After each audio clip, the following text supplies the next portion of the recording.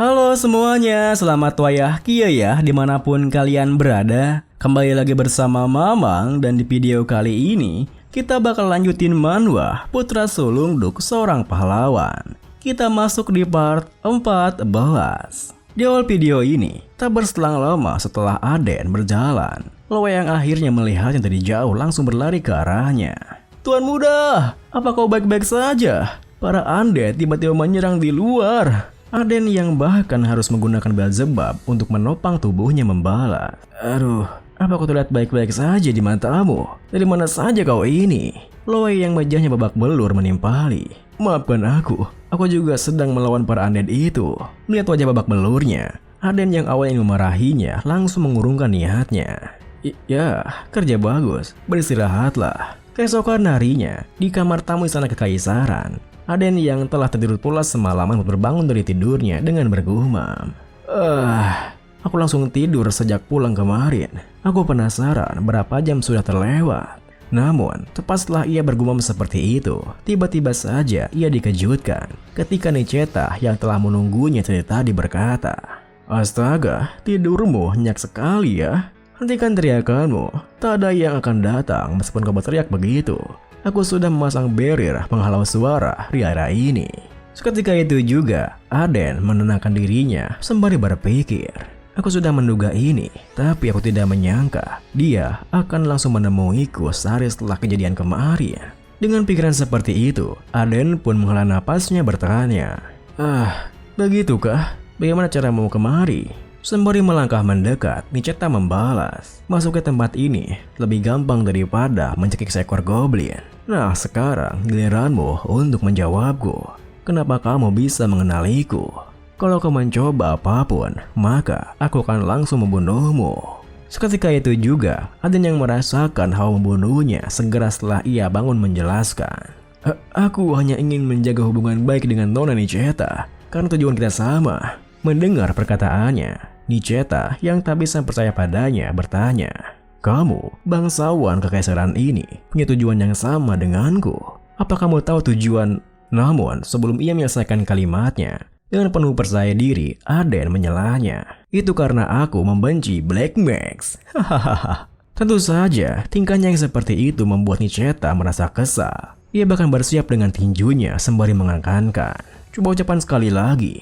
Ada apa dengan Black Max?" Aden yang terperanyat dengan sikapnya pun sontak berubah menjadi serius mengatakan, Akhir-akhir ini, Black Max telah melupakan prinsip mereka. Dulu, ada yang mengatakan padaku dan juga menunjukkannya bahwa sebenarnya Black Magic itu diciptakan untuk membersihkan wilayah yang terkena Dark Mana, dan magic itu digunakan untuk melawan monster dari Underworld. Black Max saat ini sedang berada di jalan yang salah. Kita perlu memperbaiki para Black Magi yang sesat itu.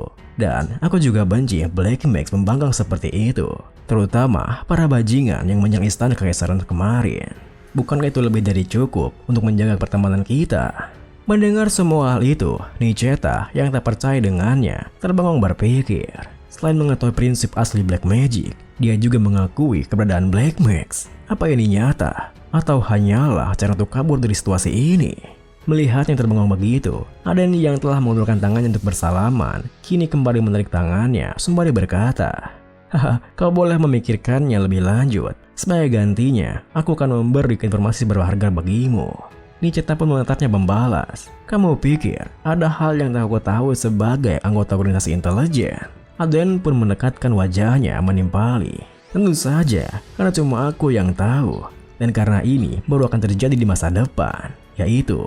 Namun di saat Aden berbisik kepadanya, Loe yang datang bersama dengan Tion tiba-tiba saja membuka pintu kamarnya. "Tuan muda, kau udah tahu nih?" Hingga akhirnya Tion yang awalnya ingin mengatakan sesuatu, seketika itu juga meninggalkan kamarnya setelah melihat apa yang dilakukan Aden. "Tuan muda, Aden, aku perlu berbicara." Maafkan aku." Tentu saja, Aden yang menyadarinya pun sontak berteriak, Loh, ini salah paham. Tuan muda Tion, izinkan aku menjelaskannya." Saat kemudian, setelah menyuruh Niceta untuk pergi, Aden pun berhasil mengajak Tion kembali ke kamarnya. Meskipun begitu, Tion yang membayangkan jika Aden tengah melakukan hal yang romantis bertanya canggung, Jadi, apa kau sudah menuntaskan urusanmu?" Aden yang juga merasa canggung membalas, "Itu benar bukan apa-apa, kami hanya sekedar sedikit berbincang." Pada saat itu, Aden yang menyadari jika ekspresi wajah Tion menunjukkan bahwa dirinya serius salah paham. Hanya biasa sedikit merasa lega karena setidaknya ia berhasil memberitahu Nicheta apa yang perlu ia sampaikan sebelum menyuruhnya pergi. Saat sebelumnya, Nicheta yang tak percaya dengan apa yang didengarnya berkata, "Kau berharap aku percayai itu sekarang?" Kekeringan di wilayah Barken yang dikenal sebagai tanah makmur. Tempat itu adalah wilayah agrikultural yang belum pernah mengalami kekurangan air sama sekali semenjak kekaisaran didirikan. Kamu bilang kekeringan akan tiba-tiba melanda tempat seperti itu? Aden yang panik akan terjadi kesalahpahaman membalas, "Percaya saja padaku untuk sekarang. Nanti akan ada kekeringan 3 bulan lagi. Yang terpenting, kita harus segera menangkap Tion. Mungkin bagimu ini sepele, tapi kalau terus begini, aku akan disalahpahami yang aneh-aneh lagi." Nicheta yang tak pedulikannya berkata, "Memangnya masih ada hal yang masih bisa disalahpahami ya? Kamu kan sudah terkenal akan nakalnya." Sembari mendorongnya untuk pergi dari sana, Aden membalas, "Hei, percaya saja padaku untuk sekarang, dan kita akan bicara lagi nanti." Nicheta meliriknya menimpali, "Sebaiknya kau jangan berbohong. Aku tahu cara untuk menemukanmu, bahkan jika kau lari kemanapun." Kini, setelah meyakinkan dirinya sendiri jika kekeringan itu datang, Nicheta pasti akan percaya padanya. Aden pun bisa fokus dengan Tion di depannya. "Omong-omong, kau ada perlu apa mengunjungi kamarku begini? Apa kau kemari untuk mengajak duel lagi?" Mendengar hal itu, Tion pun mengepalkan tangannya membalas, memang menyebalkan, tapi kau adalah pemilik yang berhak dari pedang itu. Sesuai kata ayahku, kau layak memiliki pedang itu." Mendengar perkataannya, Aden yang merasa heran kenapa Tion membicarakan hal yang sudah jelas bertanya, "Hah? Apa kau datang cuma untuk mengatakan itu?" Sembari membungkukkan badannya, Tion melanjutkan, "Dan terima kasih. Jika bukan karenamu, aku pasti sudah kehilangan teman terdekatku.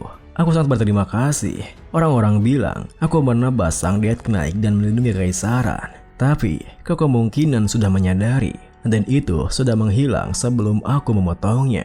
Tapi di saat itu, aku melihat jelas-jelas cara untuk menembus dinding Swordmaster yang kau ajarkan padaku.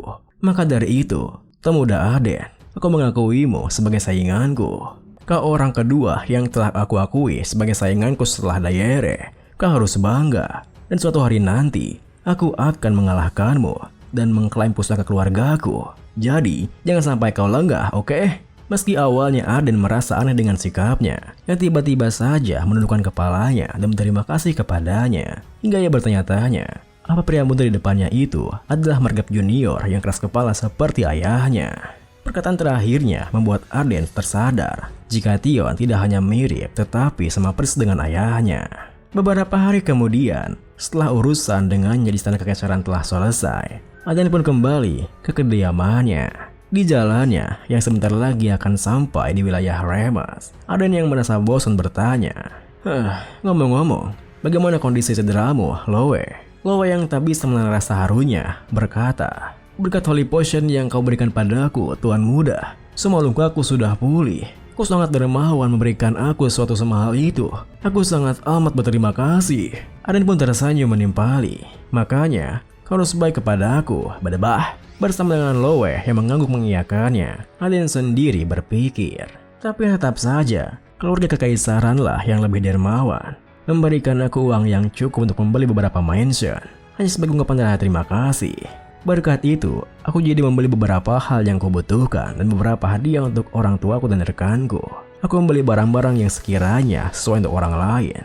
Aku seharusnya memberi hadiah untuk anak-anak sendiri. Kira-kira Alice bakal suka enggak ya? Ya, aku yakin ia pasti suka.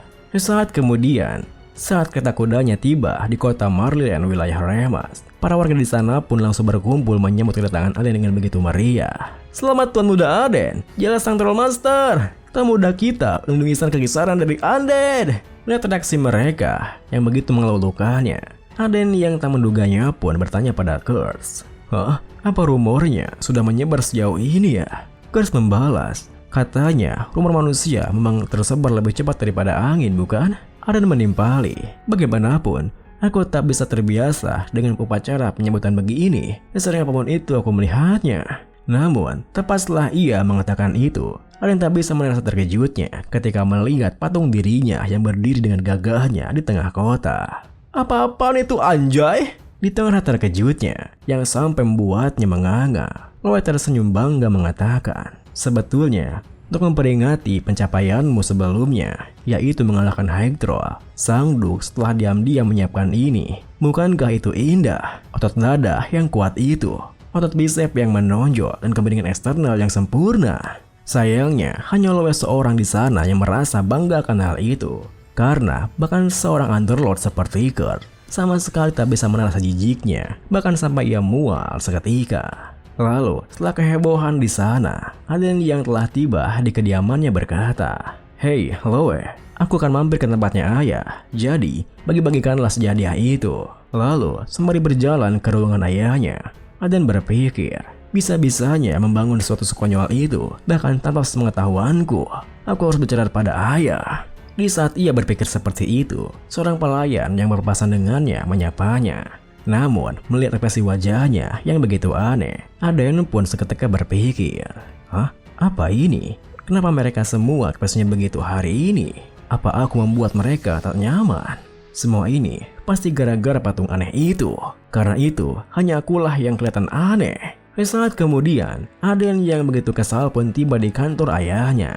"Punten, ayah, aku datang. Aku sudah melihat patung di kota itu."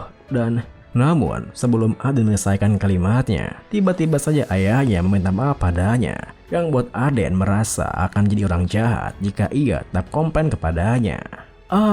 Enggak, itu patung yang bagus, ayah." Sayangnya, Aden salah paham akan sesuatu, di mana ayahnya minta maaf bukan patung tersebut. "Aden, ayah berusaha menghentikan mereka. Karena itu orang-orang yang kau bawa. Tapi, itu di luar kuasa ayah. Ayah dan anak yang kau datangkan ke sini dibawa oleh para Hersi Inquisitor yang diutus dari Holy Fire Order." Seketika itu juga, Aden yang menyadari maksudnya berpikir, ayah dan anak yang kau bawa ke sini, tak mungkin Joseph dan Alice kan? Di tengah terkejutnya, ayahnya menjelaskan, para Inquisitor itu bilang mereka berdua adalah orang-orang yang lari dari Order. Saat mereka bilang bahwa mereka akan membawa ayah dan anak itu, ayah awalnya menolak karena mereka berdua orang-orangmu. Tetapi si Joseph itu tiba-tiba bilang dengan mulutnya sendiri bahwa dia bersedia pergi ke Order. Lalu karena dia bilang sendiri dia bersedia, ayah tak punya alasan untuk menahannya. Mendengar semua penjelasannya, Aden yang menahan emosinya bertanya, "Tentu saja mereka berdua diantar ke markas pusat Pak Holy Fire Order kan?" Ayahnya membalas, Iya, ayah rasa begitu."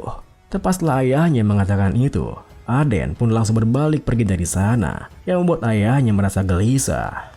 "Aden, nah, kau tahu betul bahwa kita jangan pernah menyentuh Great Order itu kan? Kalau iya, tidak hanya kau, tapi seluruh keluarga kita akan..." Namun, sebelum ayahnya menyelesaikan kalimatnya, Aden yang mengerti maksudnya tersenyum mengatakan, "Jangan khawatir ayah, aku hanya ingin melihat wajah mereka berdua untuk yang terakhir kalinya, itu saja." Mendengar perkataannya, meskipun hatinya merasa tidak tenang, ayahnya hanya bisa membalas, "Kalau begitu, hati-hati di jalan, nak." Lalu, tepat setelah Aden menutup pintu ruangannya, Kurt yang merasa aneh berkata, "Dragon Slayer King, dari luar dan dari dalammu benar-benar sangat berbeda ya." Dan pilihannya pun diakhiri dengan Aden yang nampak begitu emosi membalas, "Anakku mengatakan apa yang sebenarnya aku maksud tadi. Aku pasti langsung ketahuan bukan? Order atau apalah itu. Berani-beraninya mereka membawa orang-orangku tanpa seizinku. Jika mereka melakukan sesuatu pada mereka berdua, akan kuhancurkan semuanya."